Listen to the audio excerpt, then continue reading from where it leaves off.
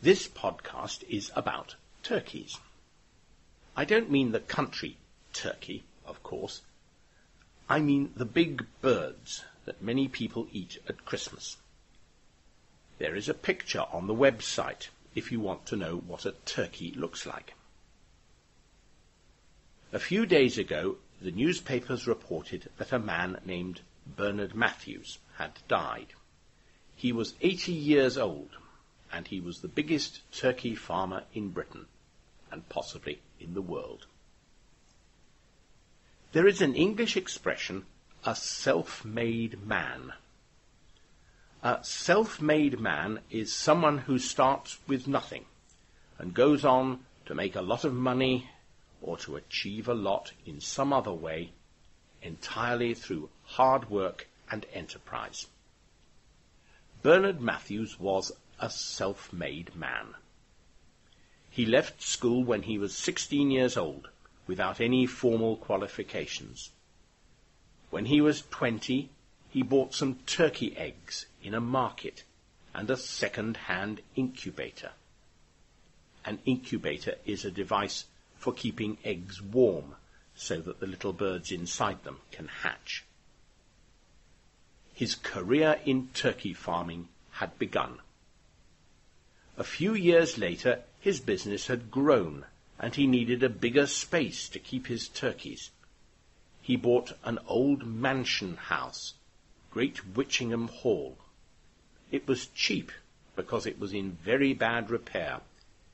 He and his wife lived in 2 of the rooms of this enormous house. The turkeys lived in all the other rooms.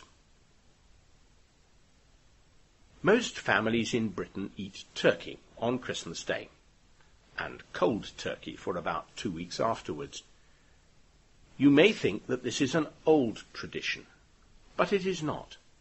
60 years ago, turkey was a luxury which only a few people could afford.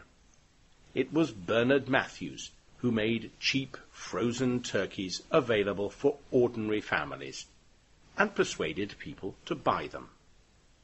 Then he persuaded them that turkey was not just for Christmas, but for any time of the year. His company started to make other products containing turkey meat, and persuaded people to buy them as well. He became famous by appearing in the TV advertisements for his products. There is a link to one of these advertisements on the website. He told us that his turkey was bootiful, really bootiful. Bootiful is how you say beautiful in Norfolk, which is where Bernard Matthews lived.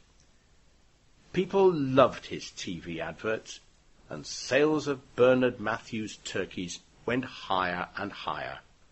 Today, about 1/3 of all the turkeys sold in Britain are Bernard Matthews bootiful turkeys. By the time he died, Bernard Matthews was a very wealthy man, and today his company provides work for several thousand people. Bernard Matthews transformed turkey from a luxury, which only a few people could enjoy, into a food for everyone. Of course, he had to cut the costs of turkey farming and find ways of rearing turkeys in huge numbers. He perfected what we call factory farming of turkeys, in which thousands of birds are kept in huge sheds. He bought several old military airfields and covered them with turkey sheds. He also perfected ways of turning turkey meat into convenience foods for busy people. In recent years, people have begun to criticize factory farming methods.